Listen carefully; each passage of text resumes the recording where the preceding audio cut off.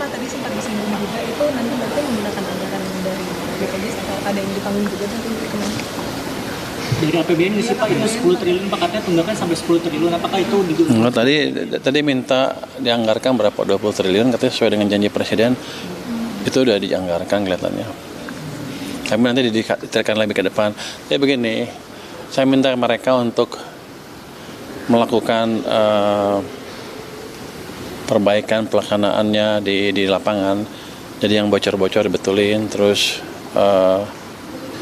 kalau dia bilang ada kebodohan beli alat yang nggak perlu diberesin aja, saya bilang nanti dianggarnya dibetulin di sana. Terus saya tertarik tadi gini, mereka punya IT yang besar rupanya, 200 pegawai IT di sana.